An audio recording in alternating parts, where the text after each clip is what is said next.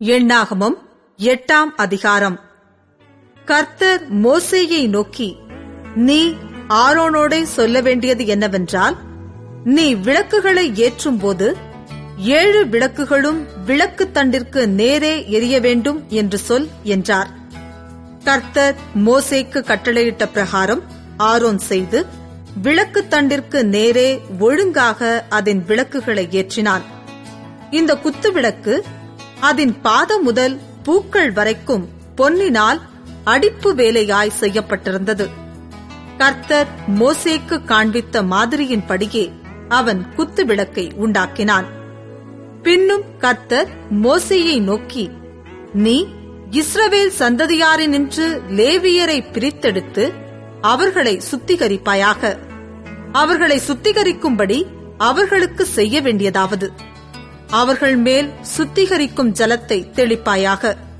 பின்பு அவர்கள் சர்வாங்க சவரம் பண்ணி தங்கள் வஸ்திரங்களை தோய்த்து தங்களை சுத்திகரிக்க கடவர்கள். அப்பொழுது ஒரு காளையையும் அதற்கேற்ற எண்ணெயிலே பிசைந்த மெல்லிய மாவாகிய போஜன பலியையும் கொண்டுவர கடவர்கள்.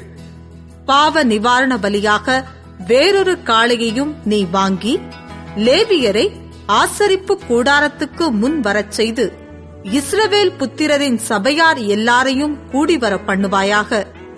நீ லேவியரை கர்த்தருடைய சன்னதியில் வரப்பண்ணின போது இஸ்ரவேல் புத்திரர் தங்கள் கைகளை லேவியர் மேல் வைக்க கடவர்கள்.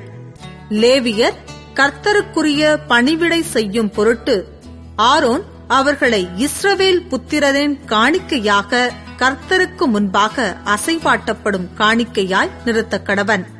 அதன்பின் லேவியர் தங்கள் கைகளை காளைகளுடைய தலையின் மேல் வைப்பார்களாக. பின்பு நீ லேவியருக்காக பாவ நிவர்த்தி செய்யும் பொருட்டு கர்த்தருக்கு அவைகளில் ஒன்றை பாவ நிவாரண பலியாகவும் மற்றொன்றை சர்வாங்க தகன பலியாகவும் செலுத்தி லேவியரை ஆரோனுக்கும் அவன் குமாரனுக்கும் முன்பாக நிறுத்தி அவர்களை கர்த்தருக்கு அசைவாட்டப்படும் காணிக்கையாக்கி, இப்படி நீ லேவியரை இஸ்ரவேல் புத்திரரிலிருந்து பிரித்தெடுக்க கடவாய். லேவியர் என்னுடையவர்களாயிருப்பார்கள். இப்படி அவர்களை சுத்திகரித்து அவர்களை அசைவாட்டும் காணிக்கையாக்க கடவாய். அதன் பின்பு லேவியர் ஆசரிப்பு கூடாரத்தில் பணிவிடை செய்ய பிரவேசிக்க கடவர்கள். இஸ்ரவேல் புத்திரரிலிருந்து அவர்கள் எனக்கு முற்றிலும் கொடுக்கப்பட்டிருக்கிறார்கள். இஸ்ரவேல் புத்திரர் எல்லாரிலும் கர்ப்பந்திறந்து பிறக்கிற சகல முதற்பேருக்கும் பதிலாக அவர்களை எனக்கு எடுத்துக்கொண்டேன். இஸ்ரவேல் புத்திரரில் மனிதரிலும் மிருக ஜீவன்களிலும் முதற்பேரானதெல்லாம் என்னுடையது. நான் எகிப்து தேசத்திலே முதற்பேரான யாவையும் சங்கரித்த நாளிலே அவைகளை எனக்கென்று பரிசுத்தப்படுத்தி, பின்பு லேவியரை இஸ்ரவேல் புத்திரரிலுள்ள முதற்பேறு சகலத்திற்கும் பதிலாக எடுத்துக்கொண்டு லேவியர் இஸ்ரவேல் புத்திரருடைய பணிவிடையை ஆசரிப்பு கூடாரத்தில் செய்யும்படிக்கும் இஸ்ரவேல் புத்திரருக்காக பாவ நிவர்த்தி செய்யும்படிக்கும் இஸ்ரவேல் புத்திரர் தாங்களே பரிசுத்த ஸ்தலத்தில் சேருகிறதினால் இஸ்ரவேல் புத்திரரில் வாதையுண்டாகாதபடிக்கும் லேவியரை அவர்களிலிருந்து எடுத்து ஆரோனுக்கும் அவன் குமாரருக்கும் தத்தமாக கொடுத்தேன் என்றார். அப்பொழுது மோசேயும் ஆரோனும் இஸ்ரவேல் புத்திரரின் சபையார் யாவரும் கர்த்தர் லேவியரை குறித்து மோசேக்கு கட்டளையிட்டபடியெல்லாம் லேவியருக்கு செய்தார்கள். லேவியர் சுத்திகரிக்கப்பட்டு தங்கள் வஸ்திரங்களை தோய்த்தார்கள். பின்பு ஆரோன் அவர்களை கர்த்தருக்கு முன்பாக அசைவாட்டும் காணிக்கையாக நிறுத்தி அவர்களை சுத்திகரிக்க அவர்களுக்காக பாவ நிவர்த்தி செய்தான்.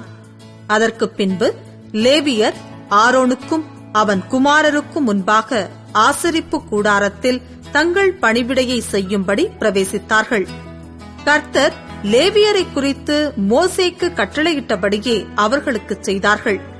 பின்னும் கர்த்தர் மோசேயை நோக்கி, லேவியருக்குரிய கட்டளை என்னவென்றால், 25 வயது முதல் அதற்கு மேற்பட்ட வயதுள்ள யாவரும் ஆசரிப்பு கூடாரத்தின் பணிவிடையை செய்யும் சேனையிலே சேவிக்க வரவேண்டும். 50 வயதுக்கு மேற்பட்டவர்கள் வேலை செய்யாமல் திருப்பணி சேனையை விட்டு ஆசரிப்பு கூடாரத்தின் காவலை காக்கிறதற்கு தங்கள் சகோதரரோடே கூட ஊழியம் செய்வதேயன்றி வேறொரு சேவகமும் செய்ய வேண்டியதில்லை. இப்படி லேவியர் செய்ய வேண்டிய வேலைகளை குறித்து திட்டம் பண்ண கடவாய் என்றார்.